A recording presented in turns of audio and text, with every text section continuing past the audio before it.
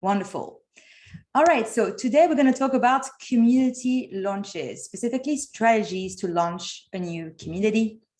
Tatiana and I will give you some ideas and some strategies to make your launch a success. But beyond everything, what we want to show you today is that launching doesn't have to be this big month-long project. It doesn't have to be this huge undertaking. And we hope to show you in the session that you're actually ready, more ready than you think to launch your community, wherever you're at in your journey. So we hope that you'll leave this session feeling confident and ready to make your next step. Before we kick off, you already shared where you're joining in the chats, but tell us a bit about who is your community for, a few words about your members or prospective members, and then one thing you're hoping to get out of this session. Love to hear from everyone.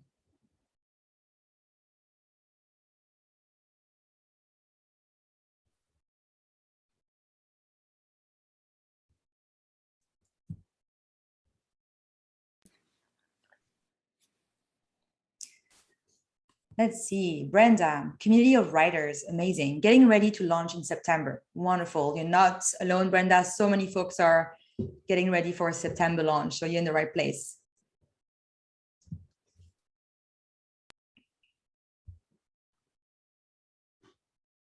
Scott's a community for social entrepreneurs. That's wonderful. Hoping to learn some approaches for September launch too. There we go. Amazing. Peter is launching a community for CTOs, looking to get some hints and tips on kicking this off. Been running this for years, but standing up the community on Circle next week. So exciting. Community for CTOs. That's amazing. There's one in Europe called CTO Craft that I always loved following from the sidelines. So very excited to see what you build, Peter. Maria also building for writers. Amazing. Wow. The chat is on fire. So great to hear, to read about all your communities for women, vintage and antique sellers. This is always my favorite part of any Circle workshops, just to hear what you're building. We're going to get more time for sharing in the chat today. I just want to thank you for sharing and telling us a bit about what you're doing on Circle. A little bit of housekeeping. We're together for 55 minutes now. We have almost an hour together. Like I said, if you're comfortable to turn on your video, it makes the session a little bit nicer, a little bit friendlier, but you don't have to.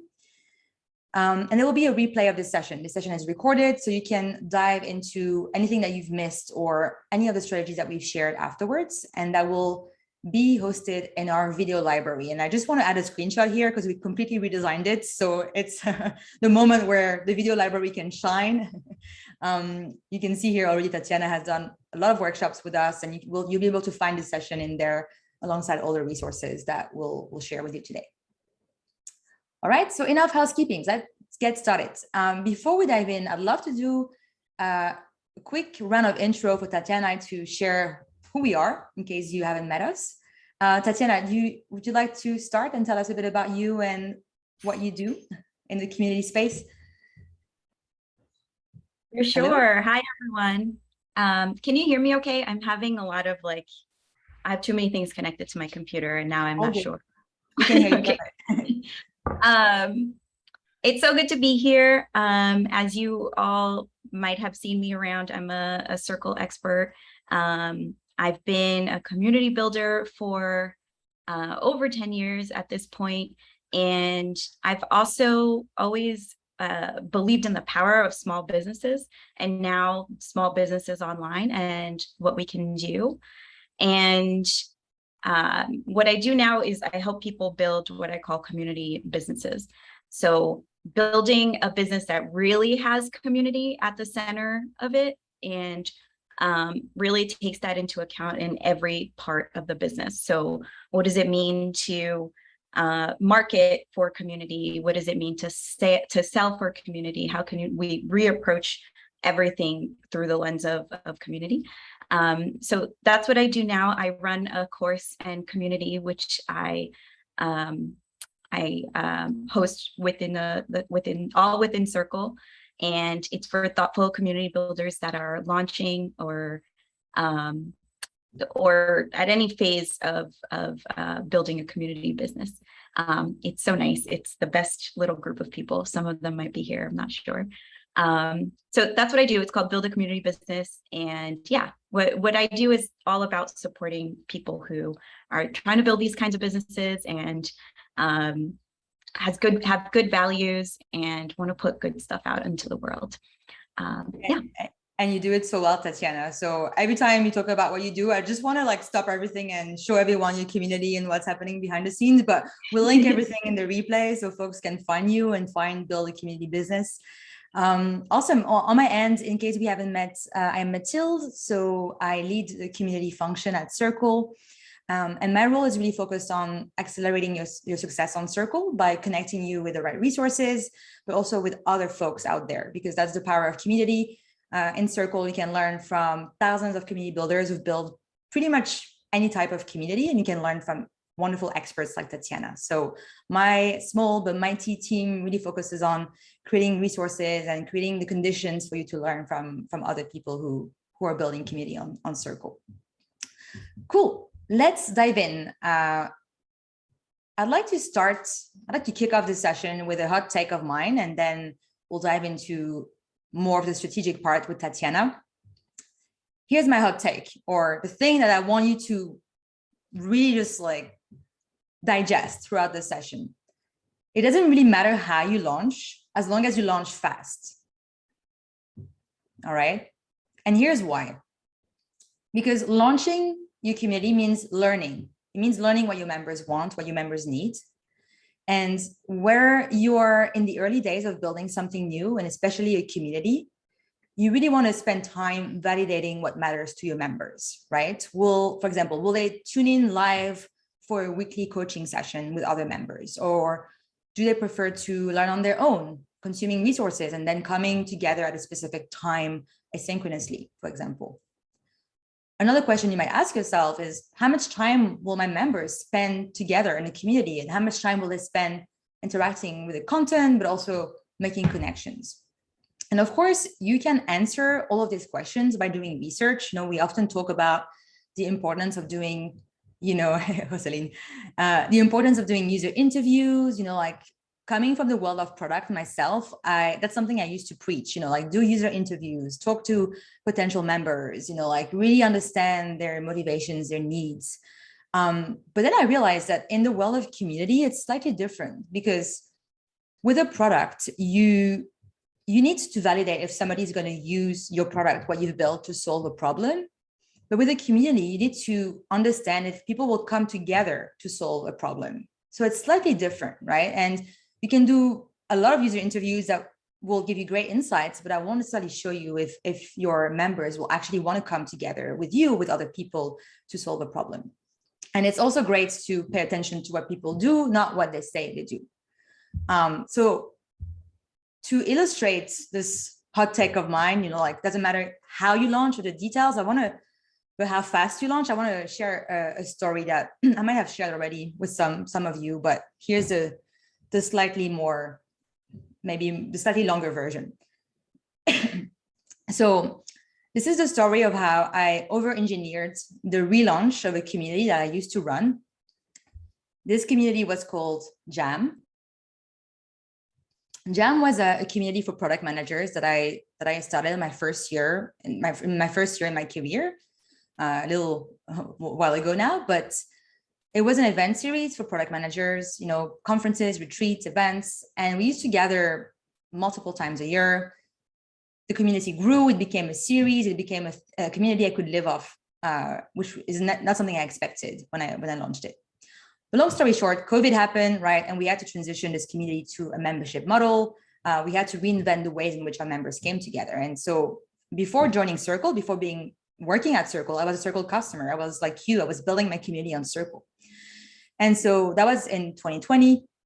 And what I did to kind of like relaunch this community, or to rethink this community, like from in-person gatherings to membership model, is my co-founder and I spent so much time talking to we had a big audience, relatively big audience, but we talked to probably hundreds of people from our audience of about 10,000 members, right? Like What would you want in a community like this? Tell us about your problems right now. What are the skills that you're missing? How would you like to connect with other folks? We did loads of user research. We spent basically probably 3 months refining, polishing our launch plan. And then we kind of like settle on, okay, let's create a membership in which people can come together in a circle community, have access to 3 to 4 workshops a month, and connect with one another, find the people that, you know, they had met over the years at the conference. We felt pretty confident about this. But when we launched, we learned that in the first week, that our members were already very Zoom fatigued. They actually didn't care too much about having a workshop every week. They just wanted to connect with others, and simply having a directory of members and DMing in the circle community was enough for them. I'm simplifying things, but that is really something we learned despite all the user research, because, you know, we were trying to, I guess, validate something that we didn't end up really, we ended up building something that I guess was not, it was a problem, but not a problem that community could solve, if that makes sense. So long story short, we could have learned the same by launching in a week instead of 3 months, and observing folks just telling us, hey, this is awesome. I'm here and I'm reconnecting with people I met at all the events, and that's all I need. And I'm ready to pay for that, which is what we discovered 3 months later.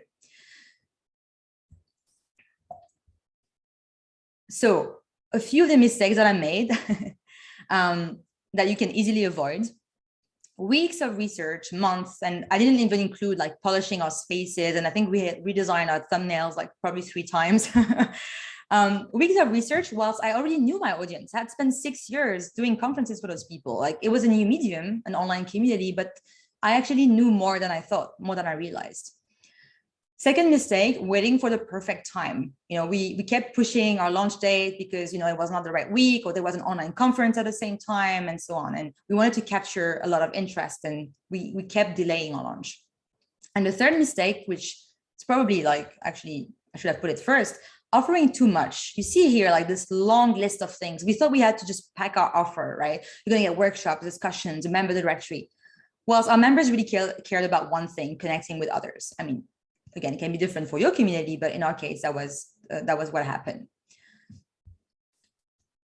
So those mistakes, Tatiana, in a minute, is going to share how you can avoid, is going to tell you how you can avoid them. And I think here the key is really to be selective about what you include in your launch and what you don't include in your launch. We're going to talk about that. But before we do that, a quick transition and a quick moment of reflection. Take a moment to reflect on where you're at with your community right now. Think of your next milestone, whether that milestone is a launch, a relaunch, or something else. Maybe if you're already live, you probably have a goal that you're working towards. Think about what's one thing that you feel is holding you back. It can be perfectionism, kind of like overchoice or overloading your offer, or anything else really. And then think about one small thing you can do to mitigate against this. Take a moment to think about that, and then I'd love for you to put your answers in the chat if you feel comfortable. Otherwise, just write it for yourself.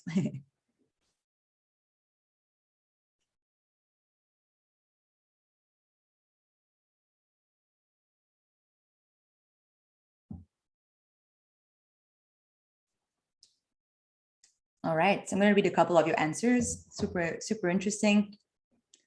For Brenda, it's learning the technology that was holding her back. Mitigated by just diving into the circle tutorials. Oh, that makes me happy, Brenda. We're building more of those. 3 more coming tomorrow, so watch that space.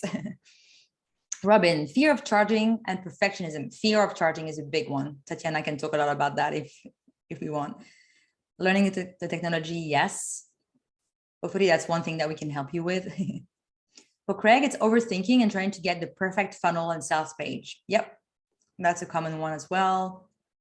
Overthinking and wanting it to be perfect. Fear of no one joining. That's an interesting one to think about. Misalignment and uncertainty of price points. Feeling like I need to over-deliver. Yep, a big one. That's exactly where I was at with Jam. You know, like, let's just create all this value.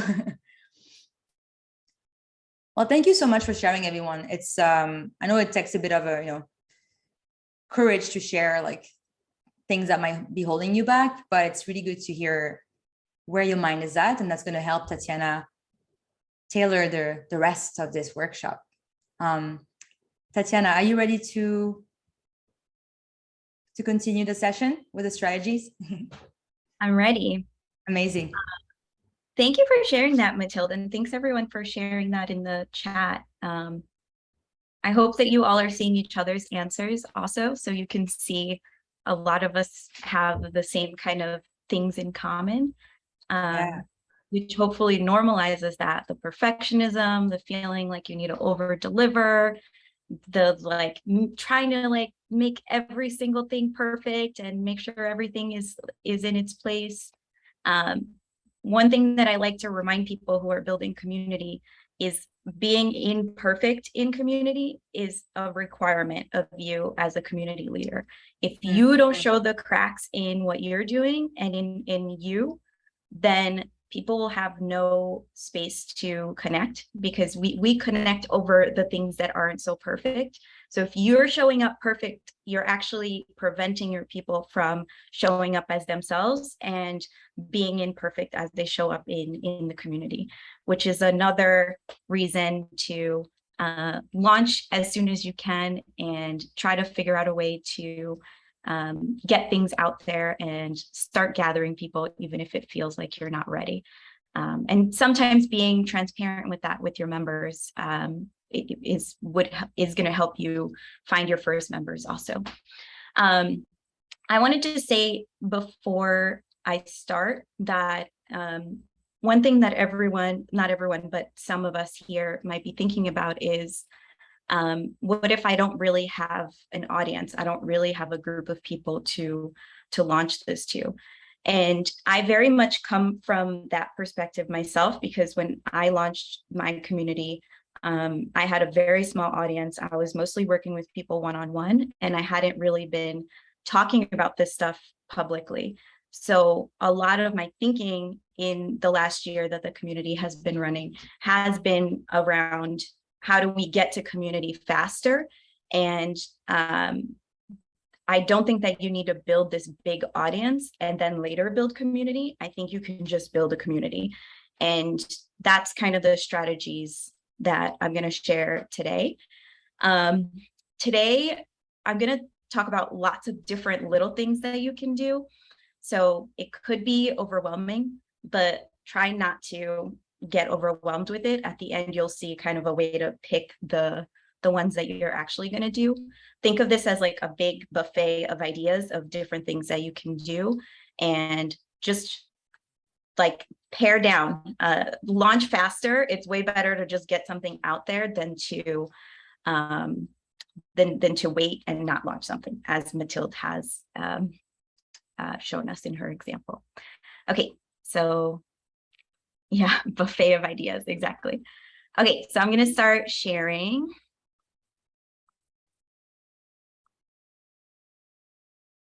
Hope that's the right screen. Someone would tell me if not. Okay, so the first thing we're going to talk about is this, like, overall, if you're starting from scratch, what should you launch? Like, what should your community be if you're starting from scratch and you don't yet have an audience, you don't yet have a community, you're not really sure how things are going to work.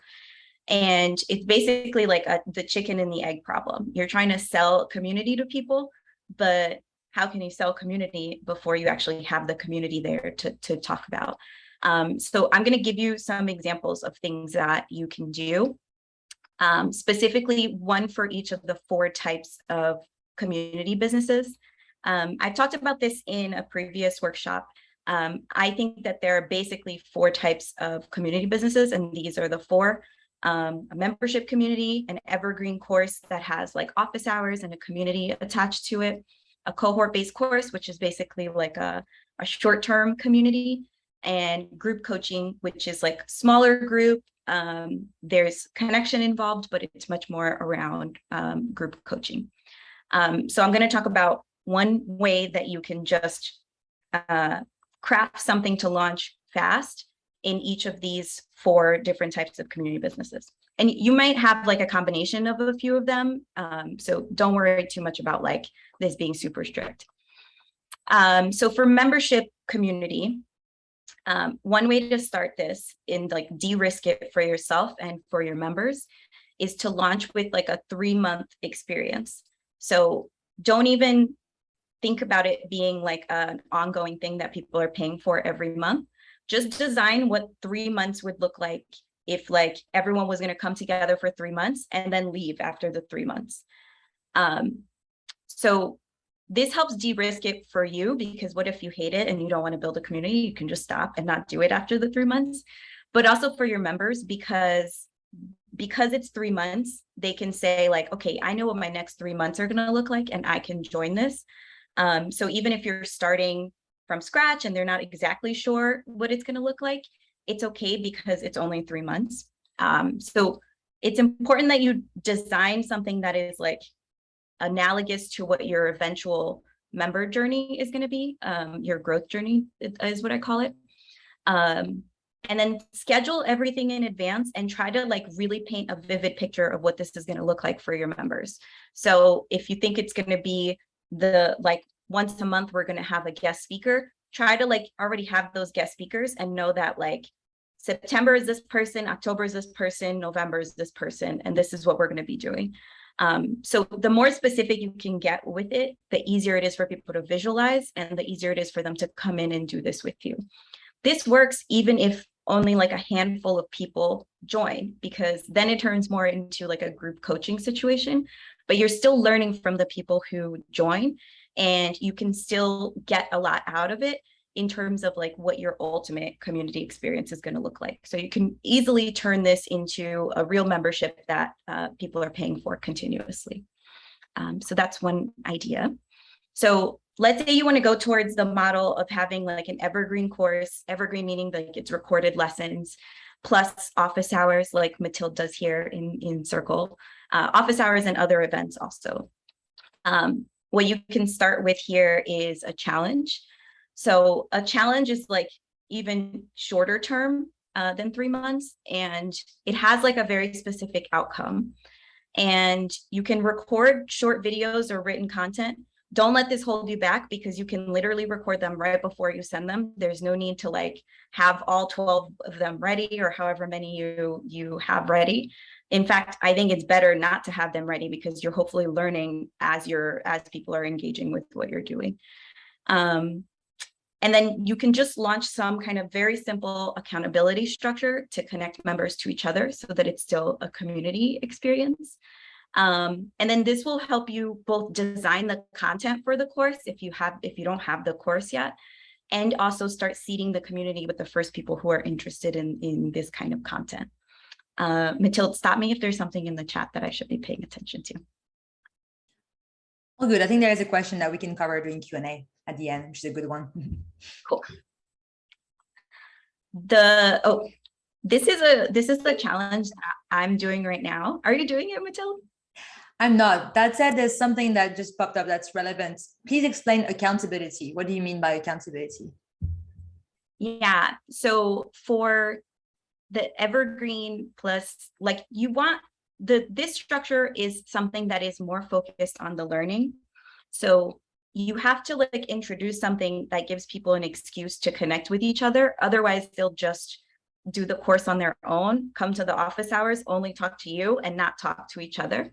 So one way to do that and make sure that it is a community and people are talking to each other is to have some kind of like, we're going to match you up with accountability buddies, or you have the opportunity to match yourself with an accountability group or buddies.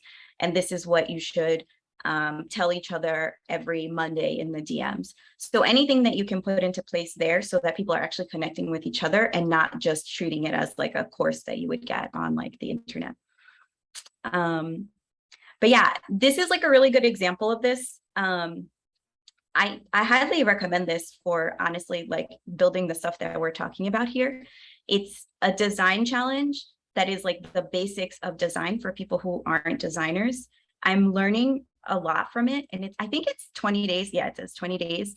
And it's just like short videos every day for 20 days. And there's a Circle community with it. So you can post the stuff that you're doing and get feedback from Nate and from the other people who are doing the challenge. but it's very lightweight. Like I'm sure that he's just like building the videos as he's going, and there's like one very small lesson as that he's sharing. And when I joined, it was $20, and I can see the price is going up, which means that like people are joining it. And as people are joining it and he's adding more videos, he's like increasing the price. And I'm not sure if he's going to really turn this into like a membership or any other kind of community, but this is like a good example of what you can do. Highly recommend it. Awesome. I didn't know about it actually. So, you know, there's too many awesome communities being built on Circle now. It's hard to keep up with. So I'll definitely check this out. Yeah, Approachable Design is the name of his of the website that has everything.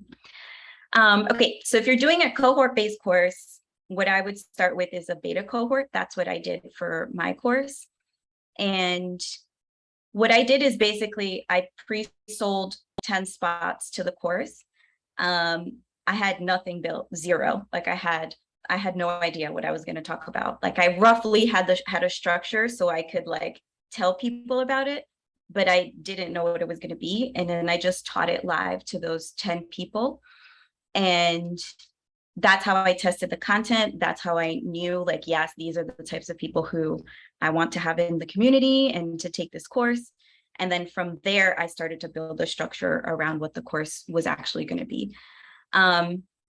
So again, with this one, with the small group, that just find ways to connect members one-on-one and make sure that the value is not just coming from you, but that people are getting value from each other also. And then if you're doing group coaching, one way to launch this earlier and just get it out there is to do some kind of like retreat, like virtual retreat. So this is like a short-term and like intensive coaching program around like one specific thing. And I would focus on like a specific problem or transition.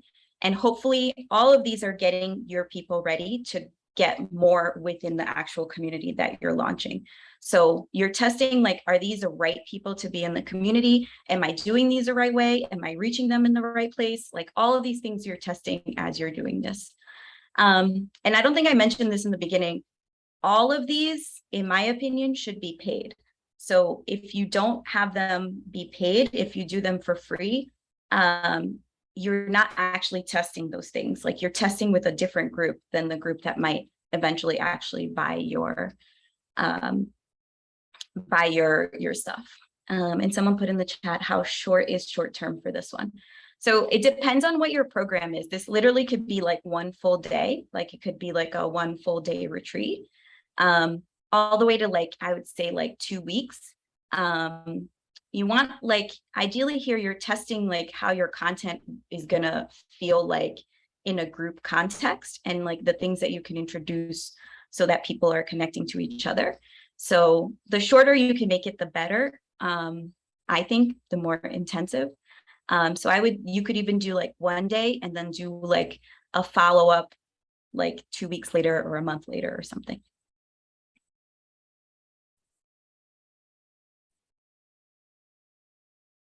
Any other questions up until this point, Mathilde, before we move to the buffet? Let's move to the buffet. A few questions we got, we can cover during Q&A to slightly adjust some topics. Cool.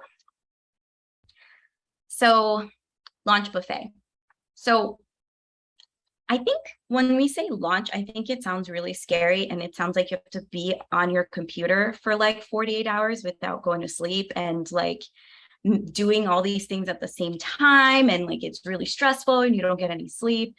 And I just don't think it has to be that way. I think that if you do a launch like that, and then you're launching a community and then you show up in your community all tired from your launch, like you're not going to be at your best. And I think you should be at your best when you're building community. I think your members feel that, and your potential members also feel that. So I want to look for ways to have calmer, chiller launches. And like, I think we need to like think about launches as like there are a bunch of things that I could do to do a launch, but I don't need to do every single thing in order to have a launch. So it's like a buffet. You don't have to eat every single thing on the buffet. So to me, a launch is just a cluster of visibility points in a short period of time. So you want to like cluster all of these ways that people can get to know you and the community a little bit better. And by clustering them, people are like, oh, wow, this person's everywhere. I saw them in my email, and then I also saw them on social media. And then they're also being featured in this podcast that I'm doing, that I'm listening to. So the idea is to like cluster all of those things so that people are making their decision in this shorter period of time. So if your launch period is like 2 weeks, can you schedule a bunch of things for those 2 weeks so that they're happening around the same time? It doesn't mean that you're live every day doing stuff during those 2 weeks, but hopefully you've planned ahead enough so that like a bunch of things are happening in a short period of time. So to that end, I'm going to talk about 12 ideas for those visibility points and what they can be for you. So I'm going to try to go pretty fast through these so that we have more time for Q&A. But I'll go one by one. The first line is the most important, so there's more detail on these first 3 here. So the first one is an email sequence. So that's like 5 or more emails that you take your members through a journey to join your community.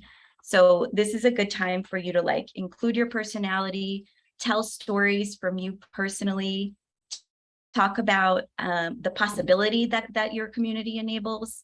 And then also like really describe in detail what they can expect. If you're launching like the 12-week experience thing, what are those 12 weeks going to feel like? What is it going to be like? Just fully explain in your sequence. And then your sequence should always link back to your landing page, which is what we'll talk about next. There are a bunch of like guides on how to do launch sequences, and a lot of them put a bunch of like weird pressure on members, like you have to buy today because like this is your last chance and whatever. If that's true, if you're really like limiting the amount of people, then I think it's okay to like create a little bit of urgency. But again, you don't want your members to feel anxious right before they come into your community. Like think about how you want to feel and how you want them to feel, and make sure that your emails are for them about like joining this positive thing instead of like, I have to do this because if I don't, then my life is going to fall apart. I think that's one of the ways that like marketing communities should be a little bit different than other online stuff. So the next one is your landing page. So this is where people find out about what happens in your community. And your emails, like I said, this is where they should be linking back to. So your email might be about like one specific topic, but your landing page is going to tell the whole story all in one place. And then you should make it clear, like, I want you to join, and this is what it is for you to join this community. So again, like it reiterates what you've already written in the emails. It makes it clear that you understand their problems and who they are as people. And then you invite them to join, but you make it clear what's expected of them if they join your community. So it's not about like, look, this is like too good to be true. Look how awesome it is. It's like, you're invited to do this and we'd love to have you, but if you come, this is what's going to be required of you. And this is what we look for in members of this community. And then the other part of it is like to really show the possibility of your community via both your own stories and also like the testimonials that others in your community share about what they think about your community. The third one that I think is important is to do like a live event that's your own live event where you have a lot of time to talk about the community and really directly invite people to join and pitch what you're doing. So this will give people a sense of how it'll feel in the community, because hopefully it's kind of like a community event that you're hosting. And you should really use it as a way to share your excitement and then invite them to join. someone put in the chat like an info session. Yeah, it can be an info session, and you can also do it as something that is more like a workshop or something like that. And then you share a lot of what you're talking about, and then you shift it into talking about the community. Again, you can design this as a first step into the community, and you can share valuable information. Like you should like be really clear about, this is what I believe, this is like what I think is important. And then both in the invite to this and at the start, just tell them that you're going to pitch them. Just tell them that like you're going to invite them to join the community, and you're going to, at the end, you're going to spend some time talking about what happens in the community and telling them more about it. And then again, this is a very common mistake. Leave plenty of time at the end to sell. So that's why you don't go too deep in the beginning, so that you have plenty of time at the end to really talk about the community and your vision for it and what you're doing. Okay, so have you ever seen these kinds of memes on the internet? I wanted to find a way to like show all these different things as like they're all optional. So I put them into this grid so that we can pick. Yeah, I don't know about how fun this is, but we put it into this grid so that you can pick like which ones you're doing. And I roughly put them in like point order. You'll see the points for the other ones a little bit later. But the idea is for you to know that like you're not going to do every single one of these, but you can get a lot of value from doing some key ones from this. And then like, this is all the different things that you can do. So at the end, you'll see, and you can like tally up your points to see how many you're planning on doing. So I'm going to go a little quicker through these next ones. So an open house is basically a type of this kind of launch event that you can do. So you can give yourself like double points by only doing one event. So it's basically like you're having your members show potential new members around. And the upside, this is a community for high-end consultants that I talk about a lot.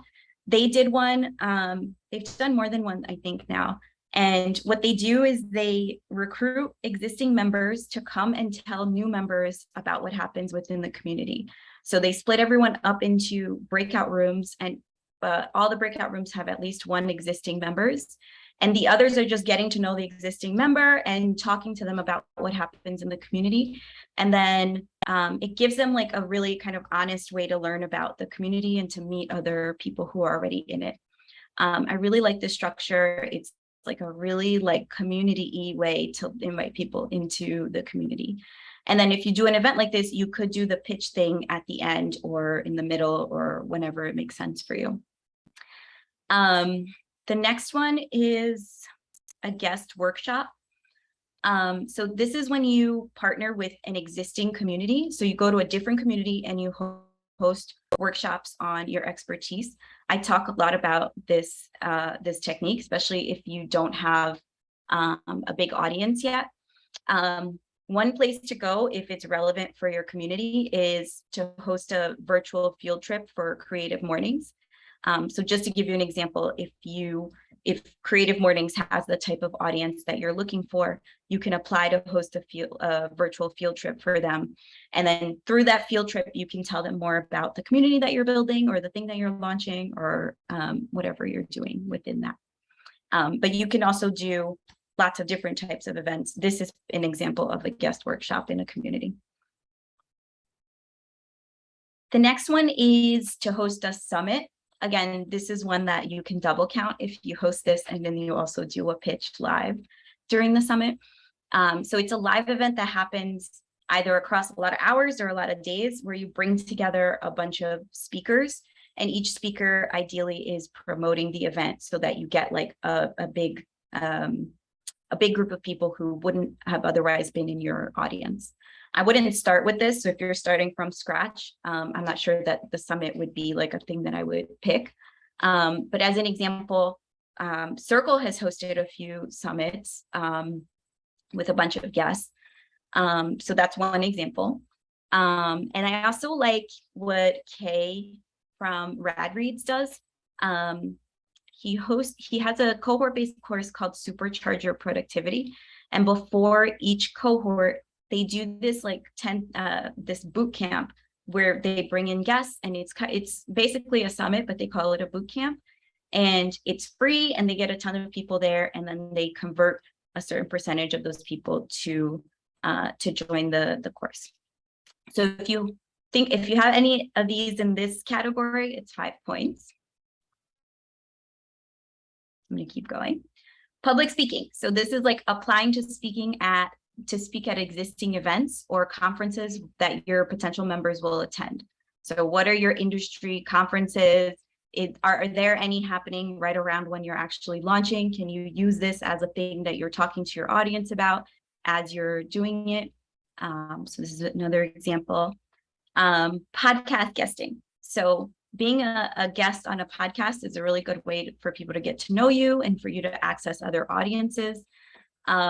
So think about where your members are listening to podcasts, and when you reach out to them or after you record your episode, you can ask that the episode be released around your launch if you have some time.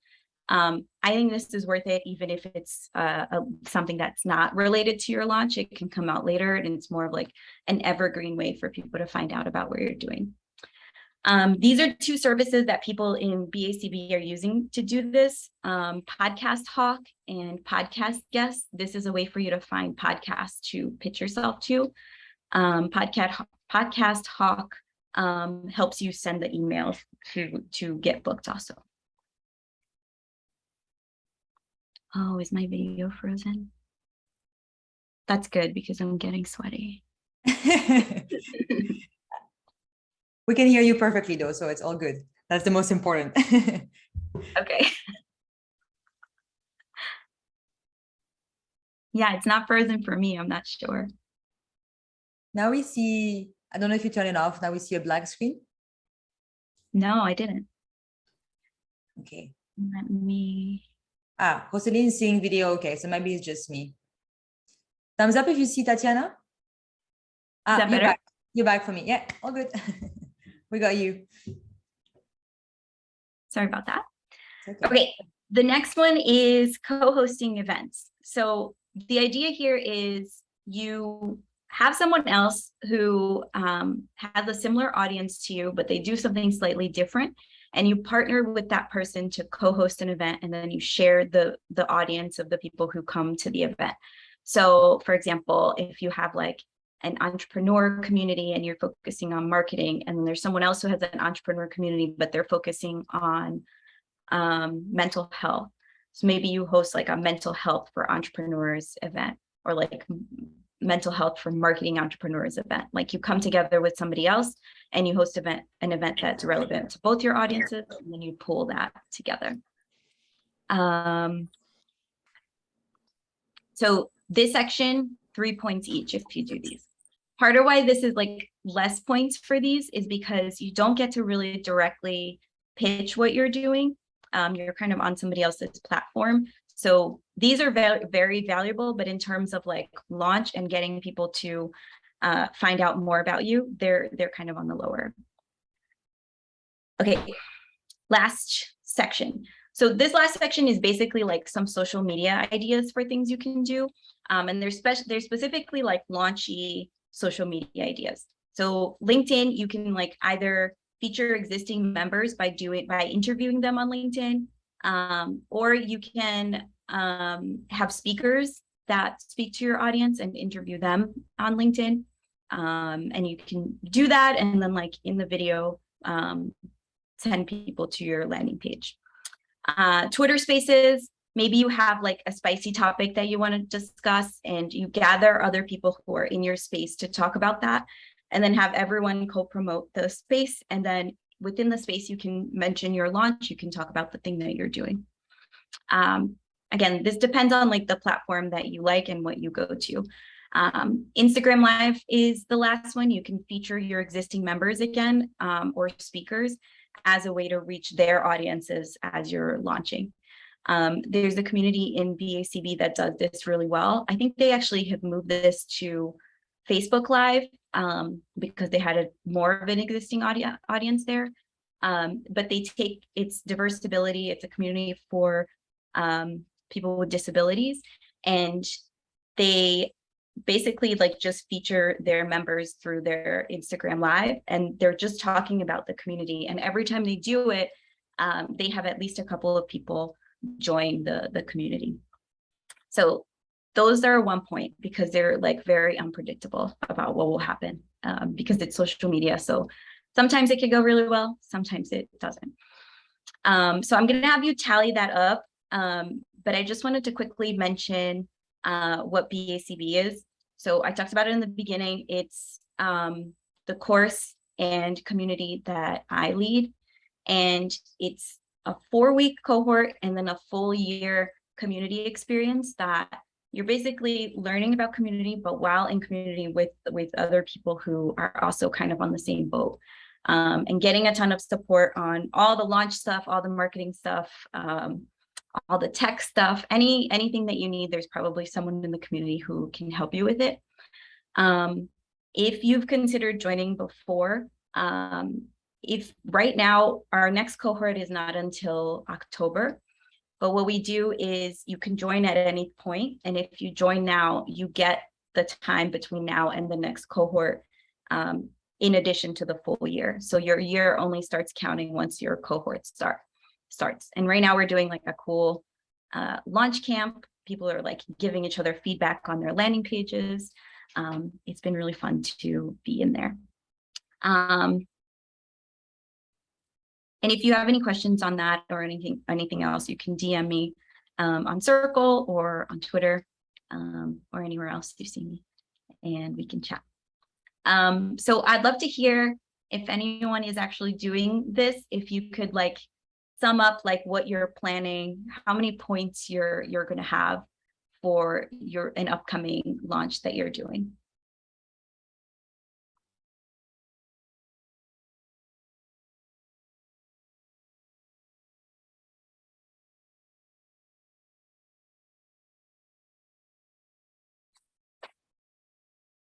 So hot. 26 points. Email sequence, landing page, guest workshops, IG Live. 30 points. Cool. So as you add these up, let me just go through. Again, I literally made this up, so don't take it too seriously. So if it's less than 20 points, I think that's great for testing and for getting something out there. And like Mathilde said, launching as fast as you can. So I think that's great. If it's 21 to 31, that's like a solid launch. Like that makes a ton of sense. So like a few people are coming in at that. I think that's a great way to launch. If you have 32 to 39, that's awesome. That's like going above and beyond. Great plan. Awesome. And if you have more than 40, is too much. Like that's too many things for you to manage within one launch. Again, this is my made up thing. If you want to know, we're going to leave some time for a Q&A. If you want to know more about me, I have a newsletter. It goes out every other week, businessofcommunity.co. It's free. Again, you can apply anytime to join BACB, and I'm on the internet as TatFig. Let's all unmute and let's clap for Tatiana for this awesome workshop. Tatiana, it was so good. I love this exercise. It's such a great way to think about launching and to think about the different tiers and the different things that you can do. And of course, some of them are more resource intensive than others. So really wonderful exercise. And we'll make sure to link it in the replay as well, so people can do it in their own time and continue learning and planning what they want to do. We have about 10 minutes for questions. I've noted some questions from the chats. I'll pick a couple, but in any case, we'll add all of them to the replay and try and answer them asynchronously. So Amanda was asking earlier, Tatiana, if you have any advice around testimonials before you've created the community. So how do you generate testimonials for your launch if you haven't launched? Again, chicken and egg problem. What would you do? Yeah, don't worry too much about it. If you really don't have testimonials, it's fine. Just like rely more on your personal story to like show what's possible. Because hopefully you're also like a person who would be a member of your community. So rely on that more. If you are coming from doing some kind of like one-on-one work, if you are a coach, those testimonials count. Like they're talking about you, they're talking about your work, they're talking about the transformation that you've already helped enable for people. I've also seen people include testimonials that would be almost like LinkedIn endorsements, like from people who've worked with this person. Like people just want to get a good sense of you. Like in the beginning, this is really a lot about like do they vibe with you? So any person who has seen you kind of do this kind of work before, who you can ask for some kind of testimonial, I think is fine. I mean, don't have people lie about it, but they can talk about their relationship with you. That's great advice. Let's take now a question from the room. Let's do one that was in the chat and one live. So if you have a question for Tatiana, please raise your hands and then unmute yourself and ask a question. Go ahead, Craig. Hey, Tatiana, thanks so much for this presentation. My question is like, how do you approach marketing to cold audiences? Because like people who are starting from scratch, like some of us may have like very limited, warm or hot leads. So what is your strategy to approach cold audiences? Just be really vulnerable. Just talk about why you're doing this and talk about like your journey. And like in the first email that you send them, say like, hey, you might be on this, you might have been like on this list because of XYZ reason. This is the journey that I've been on, and this is like the community or the thing that I'm launching now. So I'm gonna start talking about that more. If you want to unsubscribe, click here. Otherwise, if you're XY kind of person, this is the thing that I'm really passionate about because of this journey that I've been on, and I'm going to talk more about it on this list. And then you start there with your sequence or with whatever else you're doing, inviting them to the events you're doing, go from there. But yeah, be vulnerable. Speaking of sequence, Robin had a question. Where should I start if I do not know how to do an email sequence or a landing page? Tatiana, do you have any favorite tips or tools or anything you can share on the topic of email sequence and landing page?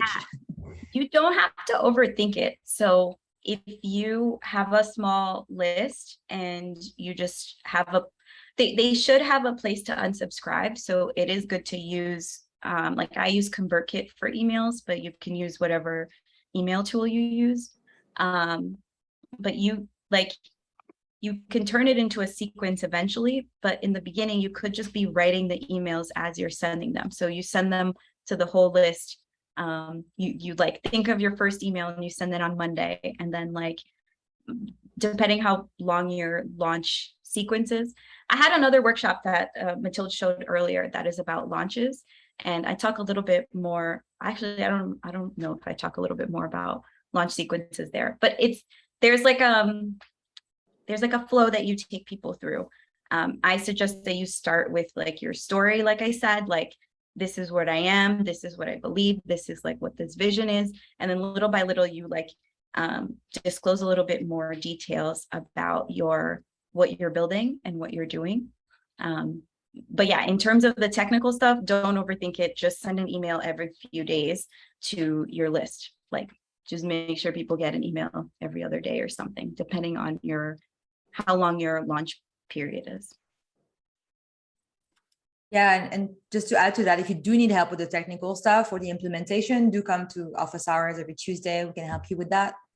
And on the landing page fronts, if you don't want to set up, I was going to just add, if you don't want to use another tool or like go through the trouble of setting a whole page up, a trick that I see some people do is just using a space in their circle community that they make public, and they add a video in that space, or they add some content, some messaging in there, and then they just share that space basically, and then they add a link to their paywall or invitation link inside, and that's basically a minimum viable landing page, if I must say.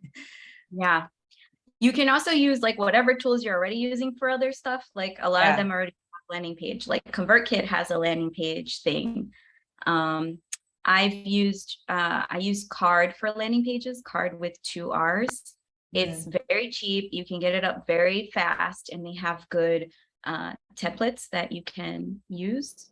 So whatever you're using for your website, or yeah, just get something up fast. That's great advice. Let's take one more question from the room, and then we'll say goodbye or until next time. Celine, over to you. Yes, thank you. So for evergreen courses, do you keep your office hours continuous, or do you cap it at the time period that the course is for? So if you have a challenge for like 30 days, do you just keep it to the 30 days that you found, or you just keep it going? Yeah, it depends, because like the idea is you're gonna have a challenge for the 30 days, and then you want to convert those people into an actual, like you're actually selling the course with the office hours. So the 30 days is like kind of like how you would start and already have people paying you for something. And then at the end, you can like take a pause and like maybe relaunch it in a couple months and like just start from scratch then. Or you can say like, okay, this is going really well. I didn't promise these people this, but I'm going to keep doing these office hours every month, every other week, until I'm ready to like launch the rest of the community. And then you have that group of people who you can even like later not even like have them be your founding members for the thing that you eventually launch. That evergreen model works well if you do like you get access to all these videos and you get access to the community for a year. Like if you kind of time box it, it helps them too, so that they actually do the videos. But yeah, like you kind of set it as a time, like this is how much it costs. And then later you can transfer it into a membership if you want, or you can just kind of keep it that way and sell it that way. Cool, thank you. And I tweeted about this, even though, you know, it's a private event. I give you guys a shout out. So. Oh, it's okay. It's okay. It's semi-private. Awesome. Well, I think we can wrap up. We could talk about launches for another hour with Tatiana, given all the amazing ideas and insights she has. So Tatiana, thank you so much for this awesome session. Seriously, one of the best ones that I've seen on launching specifically, if not the best one. For those of you who have asked in the chat, the replay will be in our video library, so we'll post it in the next couple of days. And if you need any help, any guidance, support with your launch, do come to office hours. It happens every Tuesday. We also now have a session focused on payments and monetization with Shannon every Wednesday. So you can find all those events and RSVP in our event space in the Circle community. And again, I want to plug the Grow space, because if you did have a question here that didn't get answered, you can ask it in the Grow space and I'll make you a little video. So many links, but that's a good reminder. I'm adding all the links in the chat, and we'll add them in the replay as well. We've launched a few weeks ago, maybe a month ago, so spaces dedicated to expert resources. So if you want to have access to Tatiana, if you want to learn more from her, I mean, you can join Build a Community Business. I highly recommend you do if you want, like, learning in community. But you can also have access to her in the Circle community, in her dedicated space, where she shares already some great content, and where you can ask questions and share challenges and get a video response from her, which is pretty generous of you, Tatiana. It's so fun. I love it. Please ask questions. Amazing. Thank you, Tatiana. And I see you sharing the links in the chat. So Build a Community Business, people can join anytime, right? And then they get 2 months back, I guess. Is that right? Anything else you want to share before we wrap up? Yeah, you can join anytime. And then depending on when you're joining it in the cycle, like your year actually only starts when the cohort starts in October. So if you join now, you get more time. If you join in a month, you get a little bit less time. Yeah. Perfect. Awesome. Thank you everyone for joining us. Thank you, Tatiana. Have a great day or great evening, depending on where you are, and see you in the community. Bye-bye. Bye. Bye. Thank you.